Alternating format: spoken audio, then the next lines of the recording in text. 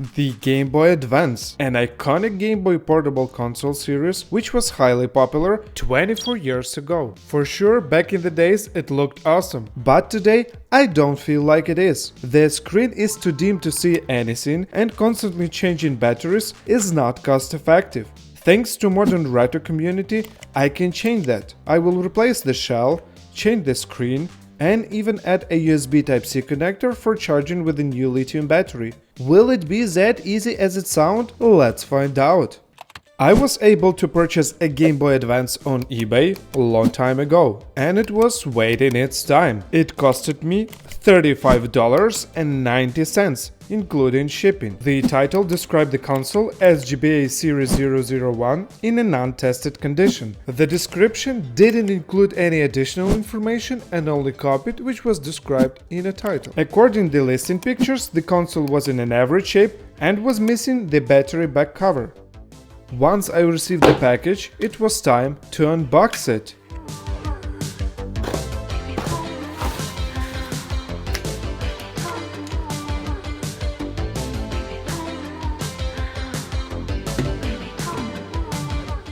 So here I have it, the Game Boy Advance. The condition of the device could be better. There are scratches on the screen here and there, the shoulder buttons are a bit dirty and worn out, and the side bumpers are pretty heavy used. I am impressed that all the buttons looks really nice, especially select and start buttons as they are made with rubber. The back housing is also pretty scratched, and as expected, we're missing the battery compartment cover. The power switch has a great sound and looks good to me. The link port seems does not have any corrosion. All the screws are present. Let me try to put in some batteries and game cartridge to check if it powers up. Yay, we have a green light and I can hear the startup sound. The sound wheel works with no issues. The control buttons are responsive and seems to work as expected. Unfortunately, there was no backlight in this model and it is really hard to properly see the screen, but I will change that. In order to start modding the console, first I need to fully disassemble it. I will start by removing 6 screws on the back of the shell and 1 under the battery compartment. Once the back cover is gone, I can remove these shoulder buttons together with power switch and side bumpers. The only thing is left to pull out the screen flex cable. It can be removed by pulling the latches on the sides and disconnecting the flex cable from its connector. Next, I need to unscrew 2 screws which hold the motherboard in place and lift the board up. Oh, we have a neighbor here. Looks like this console was a graveyard for this creature for a while. The motherboard looks pretty good with no visible damage, which is a great finding. I will be replacing mostly everything from this Game Boy, so I don't really need the old parts except for rubber pads.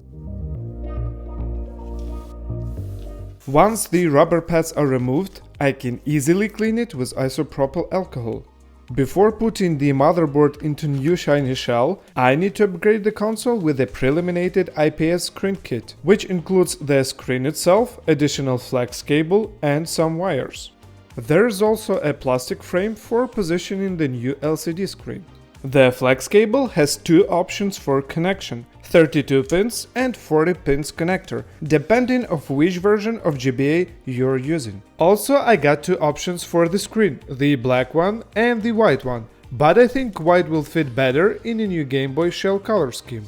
Before assembling the screen in the shell, I need to check its working condition, so I will plug in the flex cable to the screen and connect 32 pins connector to the PCB. To power the console without putting it in the shell, I will be using a box with 2 AA batteries and connect it directly to the Game Boy PCB using the alligator connectors.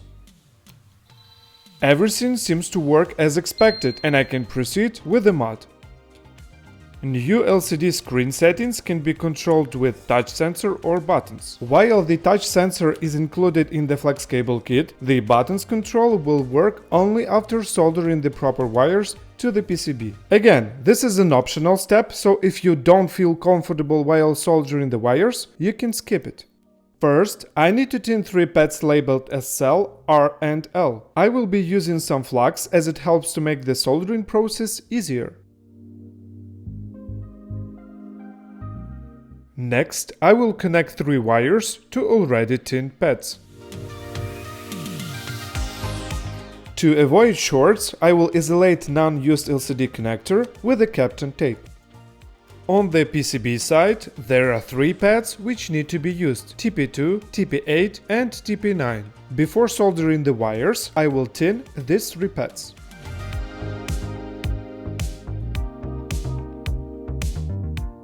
Once the flex cable is plugged into connector, I can flip the board and start soldering the wires to proper connections of the PCB. The SL wire should be connected to TP2 pad, the R to TP8 and the L to TP9. Unfortunately, one of the kid's wires was too short, so I had to redo this soldering work.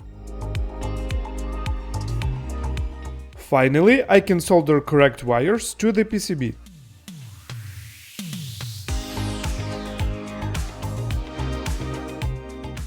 That looks perfect! For the new shell, I picked clear misty cyan color, which I think will look awesome. For the button option, I ended up with a white color. That should give a great look to the console. Before installing the screen, I need to trim this plastic part from link port connector.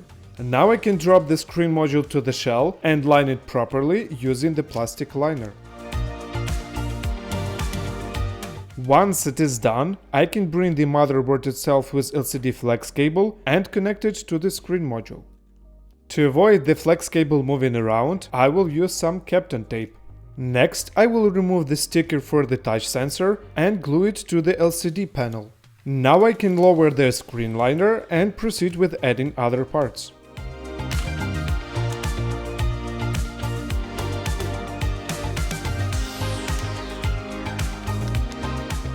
Here I've learned that putting the button shoulders and bumpers will be better only after the PCB is mounted to the front panel with 2 screws. Once it is ready, I can put back these shoulder buttons together with side bumpers and power switch.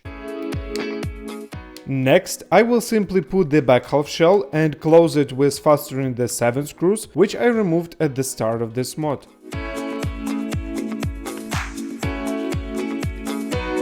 The back cover came with already pre-installed lithium battery and a PCB featuring USB-C connector for charging. Since the PCB connector was already plugged in, I was able to easily fit it into the battery compartment after tucking the cable along the left side of the housing.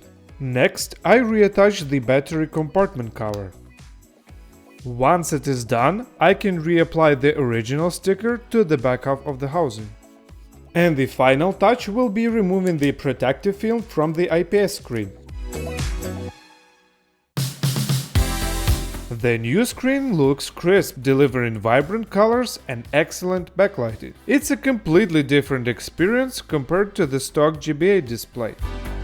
Now it is time to explore the new features of the IPS screen. By holding the select button, you can open the screen settings menu, which includes 4 main options. Using the L and R buttons, you can adjust the screen brightness across 15 levels, perfect for adapting to different lighting conditions while playing.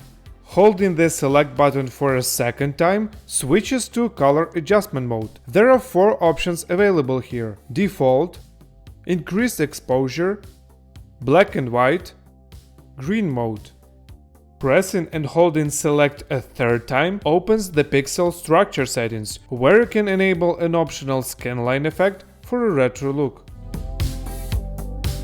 Finally, holding select a fourth time enables object transparency effects, a feature not originally supported on the GBA. Honestly, I'm not entirely sure how to test this properly, but it is definitely nice to have. The same settings can be accessed using the previously assembled touch sensor. A long tap switches to a different adjustment mode, while a short tap changes the current settings.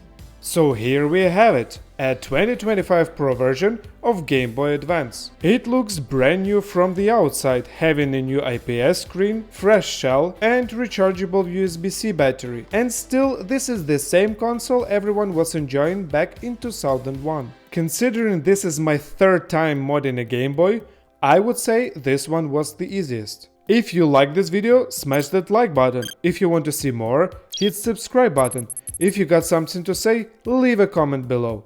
And I see you in the next one.